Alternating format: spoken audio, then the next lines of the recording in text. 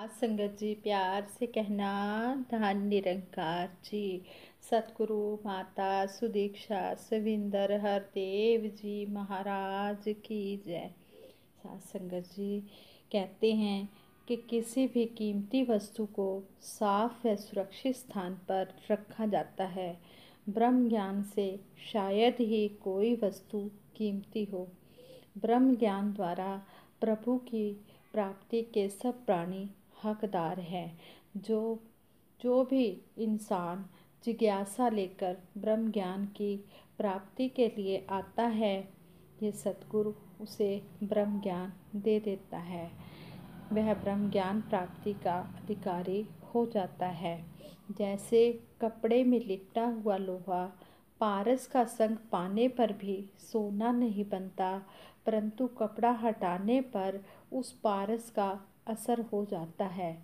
संत अनेक प्रकार से मनुष्य को समझाने का प्रयास करते हैं ताकि उसका भला हो जाए। एक साधु किसी गांव में भिक्षा मांगने जाया करता था। वह एक दिन में एक ही घर से भिक्षा लेता था। एक दिन एक गृहिणी के घर गया। वह गृहिणी द्वार पर भिक्षा लेकर आई। कहने लगी, बाबा, मैं खुले मन से सभी की सेवा करती हूँ। उसने कहा कि जो मेरी पड़ोसन है वो बड़ी कंजूस है, और उसने कुछ अहंकार भरी बातें भी साधु से कही। अंत में साधु से कोई शिक्षा देने को कहा। साधु बोला, आज नहीं, अगली बार जब आपसे भिक्षा लेने आऊँगा तब बताऊँगा। अगली बार कमंडल में गोबर मिट्टी आदि डालकर वो साधु ले आया। जब गृहिणी उसमें खीर डालने लगी तो बोली, बाबा, यह बर्तन तो गंदगी से भरा है। स्वादिष्ट खीर इस बर्तन में खराब हो जाएगी। साधु ने समझाते हुए कहा, बेटा, यही मैं आपको समझाना चाहता था। इस अहंकार को, इस घमंड को बाहर निकालो। प्रभु का ज्ञान क्या, स्वयं प्रभु ही अंदर बैठ जाएंगे। जैसे गंगा जल पवित्र होता है, लेकिन वह खमीर का संग पाकर मदिरा बन जाता है।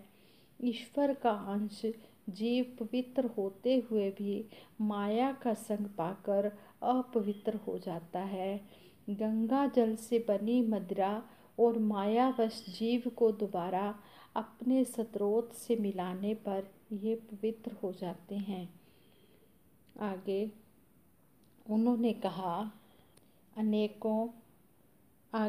कहा कि अनेकों पुरातन महापुरुष मिशन के साथ सितारों समेत ब्रह्म ज्ञान प्राप्ति से पहले अनेकों धार्मिक संस्थाओं से जुड़े थे या धार्मिक ग्रंथों में दी गई शिक्षाओं के जानकार थे। ब्रह्म की जानकारी के तुरंत बाद उनकी भक्ति की अवस्था एकदम चरम सीमा को छू गई और वे सहज अवस्था में स्थित हो गए, क्योंकि उनके मन तो पहले से ही पवित्र थे और उन्हें प्रभु प्राप्ति की जिज्ञासा भी थी। वे अक्सर कहा करते थे कि धार्मिक स्थल प्रभु प्राप्ति के जिज्ञासुओं की मंडियां हैं। शरण में आए हुए को गले से लगा लेना प्रभु का स्वभाव है। रामचरितमानस में भी सुंदरकांड 43 में कहा गया है, कोटि विपर बध लागे ही जाहूँ, आए शरण तजहू नहीं ताहूँ, सन्मुख होई जीव मोहि जबहि, जन्म कोटि अथ नास ही तबहि। अर्थात इसका भाव है, जिसे करोड़ों ब्राह्मणों की हत्या का पाप लगा हो, शरण आने पर मैं उसे भी नहीं त्यागता। जीव जैसे ही मेरे सामने आ जाता है, वैसे ही उसके करोड़ों जन्मों के पाप नष्ट हो जाते हैं। जब विभीषण श्री राम जी की शरण लेने आए तो सभी ने उसे शत्रु पक्ष का गुप्तचर समझा। वह सोचा कि भगवान श्री राम जी की शरण में आने का ढोंग रच रहा है, पर होगा तो रावण का कुपच्चर ही। इस पर प्रभु श्री राम जी ने कहा कि यदि पैर में कांटा चुभ जाए तो जितनी देर उसे निकाला ना जाए वह पीड़ा देता ही रहेगा, और ध्यान भी किसी दूसरी जगह स्थिर नहीं होगा, क्योंकि बार बार ध्यान कांटे की चुभन से हो रही पीड़ा की ओर जाएगा। प्रभु सुमिरन या प्रभु के एहसास की तरफ कोशिश करने के बावजूद भी ध्यान भंग होता रहेगा। इतना ही नहीं, वह द्वेष भाव उस आदमी की बुराई को याद करके मन में कड़वाहट पैदा करेगा और मन को बेचैन बना देगा।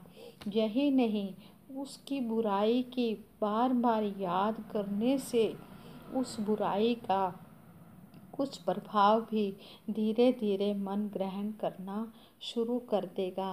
किसी का बुरा भाव गंदगी के समान है और उसकी याद की दुर्गंध बेचैनी का कारण बनती रहेगी।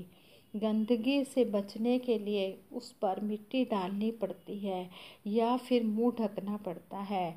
ऐसे ही बुरे भावों को अरदास करके कि प्रभु उसे सद्बुद्धि देना, अपने सद्भावों से ढक देना चाहिए, वह मन से निकाल देना चाहिए और अपने मन में पवित्रता बनाए रखने के लिए पॉजिटिव थिंकिंग रखनी चाहिए।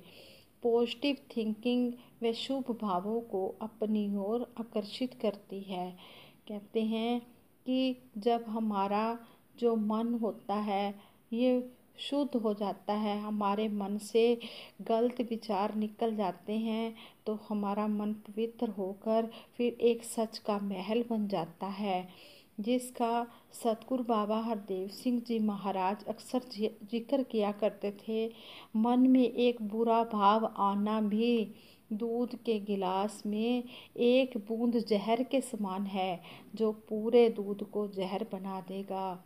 एक बुरा भाव उस पत्थर के समान है जो तालाब में फेंकने पर बहुत दूर तक पानी को हिला देता है। इसलिए जब तक हमारा मन बुद्धि अच्छी तरह से पवित्र ना हो जाए, हमें हमेशा अलर्ट रहने की ज़रूरत है, क्योंकि ज़्यादा ऊंचाई से गिरने पर चोट भी बहुत ज़्यादा व गंभीर लगती है। हम भक्ति की उस चरम सीमा को छू लें जिसे सहज अवस्था व समाधि बोध या परमात्मा से एकाकार होना कहते हैं। जैसे संत कबीर जी ने भी कहा है, अब तो जाएं चढ़े सिंहासन, मिलबो सारंग पानी, राम कबीरा एक भये, कोई न सके पहचानी। इसलिए हमने कभी भी घमंड नहीं करना, हमने हमेशा इस सतगुरु के भय में रहकर भक्ति करते चले जाना है।